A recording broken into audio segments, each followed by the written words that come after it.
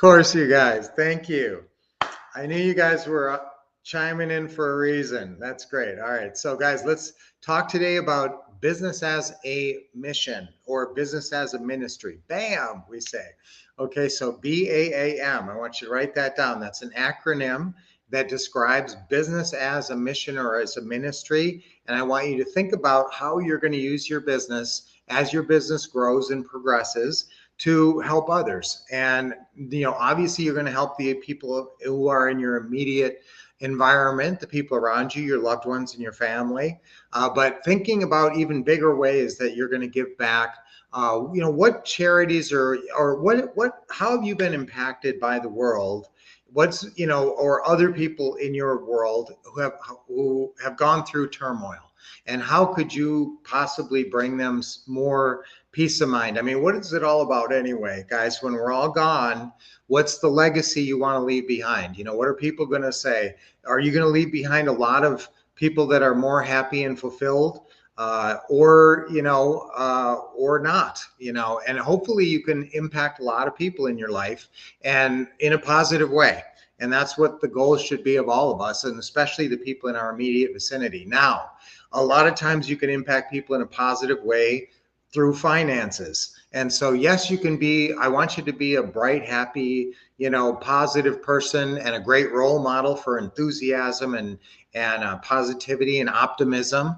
And I want you to play that role of cheerful optimist. So that's one of my favorite roles. If I can, now I'm not naturally the good. That's not a role that comes natural to me. Cheerful optimist.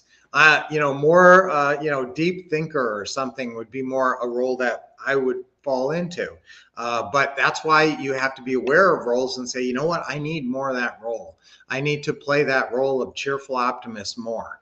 And so what do? You say, okay, well, what trigger affirmation can I use? You can basically just say, I am a cheerful optimist. Anytime you want to switch roles, you can always just say, I am whatever role you want to pick. Okay. Every role has an adjective and a description of what role you're in. So if you want to be a great father or mother, or a caring father or mother, maybe you're a very good patient father or mother, but maybe you're not as complimentary as you'd like to be. So say, I am a complimentary parent. I'm a complimentary mom. I love to give praise. I'm a complimentary dad. So you kind of manage your roles that way. And if you want a new role, if you say, well, I'm not as organized as I'd like to be. All right. Well, so pick a new role, and you can do it on a role chart. It's a one-page thing. You fill out a few things, and all of a sudden you've created a new role in your life.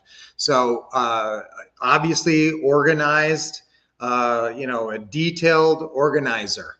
That'd be a great role to be able to play, especially if you don't naturally play that role. Now you can just say, I am a detailed organizer, and then spend an hour organizing stuff. And I'm telling you, it's all about mentality, so much of it. So I wanted to start, but BAM, BAAM. So I want you to give back to others by playing really positive roles in your life, and just, every role you did, from waking up in the morning. What role do you wake up when you first open your eyes? What's your role? Are you a cheerful optimist? Are you an aggressive go-getter? How do you get out of bed? What is the role you're playing as you're brushing your teeth? Is it intelligent planner, like you're thinking about your day? Or is it just, I don't want to say a negative role, but again, we tend to, gloomy ruminator is a role where you just kind of ruminate on stuff, and you just, that's the roles we want to avoid. And you want to identify if you're in that role. You want to say, whoops, I'm kind of moping right now. I got to snap myself out of that and get back into what? Enthusiastic achiever. That's one of my favorite roles. Lynette walks around, she's playing enthusiastic achiever pretty much all the time. Now that's a role that comes supernatural, very natural to her. And so that's great. Now, if you see me, and I write a lot, and most of my day is taken up with writing. So I would be a thoughtful writer. And so that's my best role. I'm better in that role than any other role. So the more minutes I can spend in that role, the better. And pretty soon we're going to have a lot of I'm going to be bringing out a lot of the writing I've been doing in the last a long time. Okay, so let's play the right roles in our life. Be careful, be conscious of that, and how our roles affect others, business, and how your business will affect others in a positive way. Now, obviously, you're helping sellers and buyers. If you understand the creative strategies that we teach, you are bringing some pretty cool strategies to people that they didn't know before or possible. You're buying properties with seller financing. You're helping sellers get rid of the house they don't want anymore in a very seamless way. You're making it very easy for them to sell. Okay, and now with buyers, you're putting people with bad credit into properties if they have a good option deposit. So you're helping them in amazing ways. So your business is really a ministry mission. As you are operating a successful creative financing business, you're really helping sellers and buyers in unique ways that a lot of investors don't understand. And so you are a powerful creative investor. That's a role I want you to play as much as possible, a powerful creative investor. And you know what your tools are? Your tools are scripts. As a powerful creative investor, your main tools are scripts. And the scripts you should be using, the most important script in the business, is the seller financing closing call script. It's a 2.5-page script in our what to say and what to do system. And it basically closes the deal. If you can start at the beginning and end at the end, the deal's done at the end and you've negotiated all 4 deal points. Purchase price, monthly payment, length of term, and down payment. So you always have to work those things out. So I want you to also be a creative financing expert. So you know how to structure deals. And if you listen to me long enough, you've been to our events and that, you've learned a lot, hopefully, from us. And so you're pretty sharp on some of these things. That's great, because then your business can be a ministry to others. Now, if you don't know what you're doing, you're not going to be able to help people. So obviously we need to get trained. And so part of one role we all need to play to succeed in life is good student, focused student, because you got to learn stuff. Everybody should be learning more all the time, especially with AI. AI is changing the world and revolutionizing everything. And I'm not doing the greatest job of staying up with it. And so I think, I'm doing okay, but I think it's a good focus. I think, I think everybody should be pretty attuned to what's going on there and try to keep up so you don't fall behind. And we use AI in our real estate business to identify hot properties, and it scores them and everything. So that's another thing we use AI for. So that's going to be part of it. So you don't have to be artificial intelligence expert, but you have to have a role in your future called artificial intelligence user. Okay, you don't have to be an expert, but you're going to be using it. And if you're not using it, you are going to fall behind the curve. So that's a role that wasn't in your life a year ago or 2 years ago. You didn't even really think about that stuff. But now it's a role that if you're in business, or even if you're just having a normal life, pretty much AI can really help you be more effective. And so that's another role to take on. But again, let's think about, I got into roles pretty heavily there because I really want to help you guys play your strongest roles as much of the time as possible and be able to snap out of your bad roles. So what if you're an anxious worrier? What if you're stuck in that role and you just can't get over it because you're just dwelling on something? Well, what do? You think of a trigger affirmation and a trigger gesture for cheerful optimist. So how about getting a big smile and doing jazz hands? That is your trigger affirmation and gesture. And you say, I am a cheerful optimist. That will absolutely turn you into a cheerful optimist. It will change your mindset. You won't be able to not switch over when you put a big smile on your face and say, I am a cheerful optimist.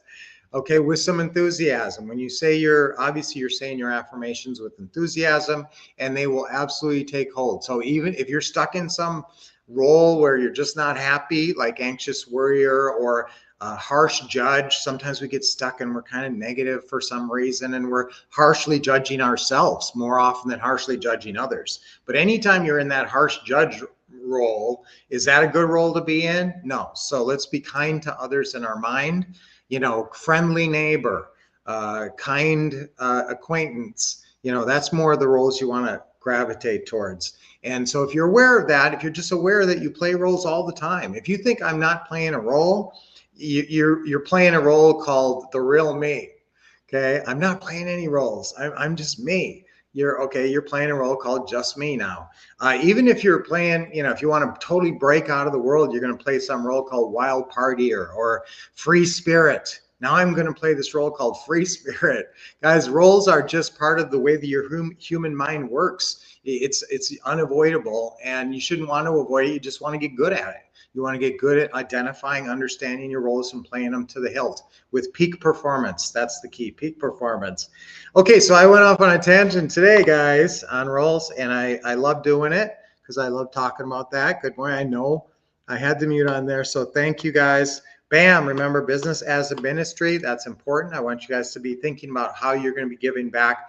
And once you start making a lot of money, or if you're already making a lot of money, hundreds of thousands of dollars a year, again, in what ways are you giving back? And giving back is one of the 10 life goal areas that I want you to focus on. Career and financial are first, mental wellness, social life, love life, all of those things are in there. And the last one, number 10, is giving back. But I want you to have goals in all 10 areas. And I want you to be moving forward in 10 areas so you have a very balanced and lovely life. Okay, that's how I hope I'm going to be able to impact you in your life, is make you happier. And hopefully, if you're engaging with these great live streams, you're thinking in a more effective and positive way about your life and about your work.